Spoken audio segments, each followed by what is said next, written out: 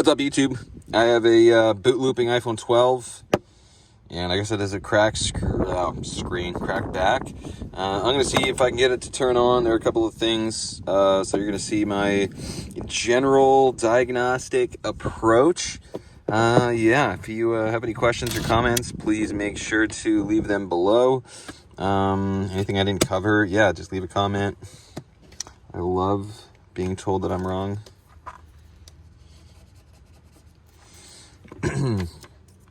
So I've made a couple of videos about this, but I'm going to show you how to. This is a perfect good example of, maybe not a perfect example, because if it's dead, whatever, I'm just rambling. But I'm going to show you how to pull the screen off without cracking the OLED. Starting with the 12s, the gaskets on these things are a lot stronger, so the screens are a lot harder to get off.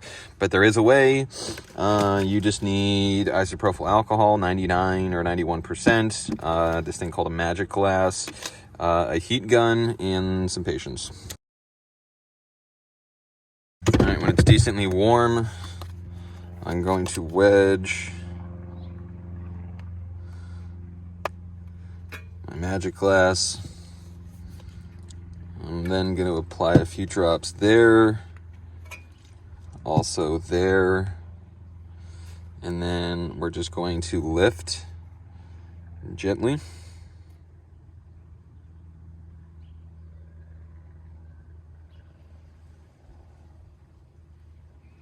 I can already feel it lifting up. When I get it to about 45 degrees, I put some more. As you can see, it's in. So technically at this point, just because it's off, you still need to get past the corners. That's typically where, if you were going to damage the OLED, which is once again where the ISO comes in. Keep in mind, ISO works for OLED models, not LCD models. You could totally mess up the backlight. And now it's just a matter of swapping out for an isosimo.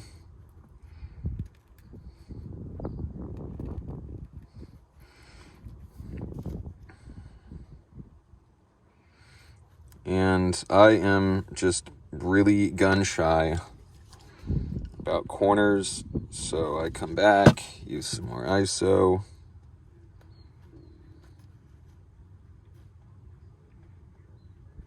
Gently.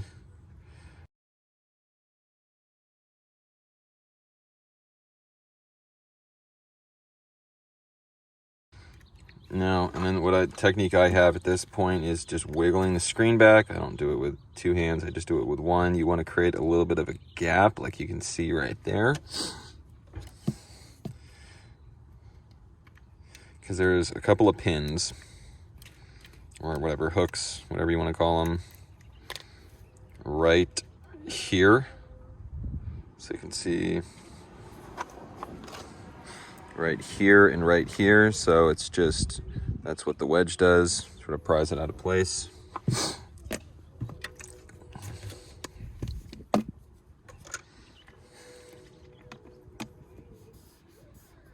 Now, with a cracked back, I'm just going to be thinking out loud so you can hear my sort of process. Honestly, one of the things that I usually go towards is looking for water damage. And ISO dries up. It doesn't leave that much residue. And water, there are a couple of stickers in here. Like you have this one right here, as you can see, is white. But it has a habit of leaving residue or rust or whatever, depending on the liquid that got in the device. And I don't see any. So we're going to proceed to my go-to. For those of you who don't know,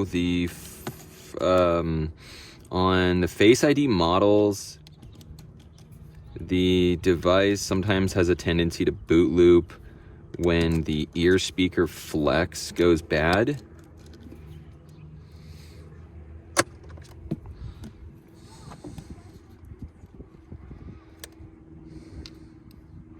I didn't, for this one, I didn't need to remove that flex, or that retaining bracket.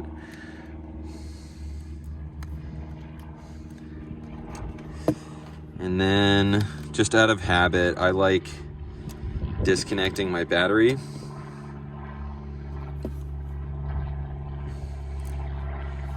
Now you don't have to you don't have to connect a new flex. Sometimes disconnecting it is all that's necessary. Reconnect our battery, and we come back.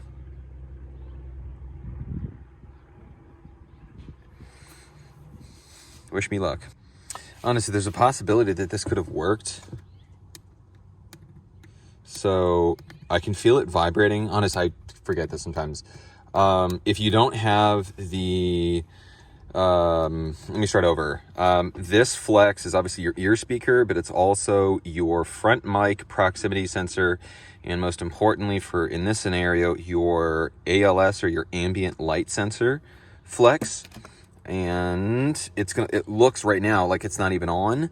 But I can feel, as you can see, just flicking this back and forth, I can see or feel that the vibrator motor is working. We just can't see anything because the phone is really, really, really, really, really dim.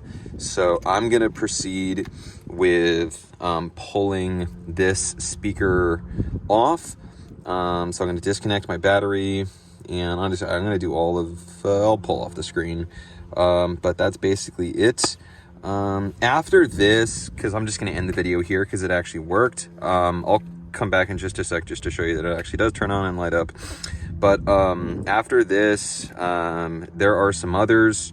Like sometimes, usually you start with, as you can see, disconnecting stuff. You don't have to go through the process of, like if it's a charging port, you don't have to connect go through the entire process of a charging port. You can just disconnect a charging port. So disconnect the things that you think are problematic, which are sometimes which are usually either the charging port or the power flex. Obviously, battery would have been my next one after this. So yeah, once again, if there's anything that I forgot, hit me up in the comments. Also, if this helped you, if you learned something today, give me a like. So here we go. I told you I was gonna, there's our cracked back. Boom. I have no idea what his code is. But as you can see, just replace the ear speaker. It's not always this. These are just the general steps that I have. If you are going to reach out to me, it really helps for you to be as specific as possible, because stuff like this is very hard to troubleshoot over the phone. Like, as you can see, it needs eyes on. But yeah, I hope you enjoyed the video.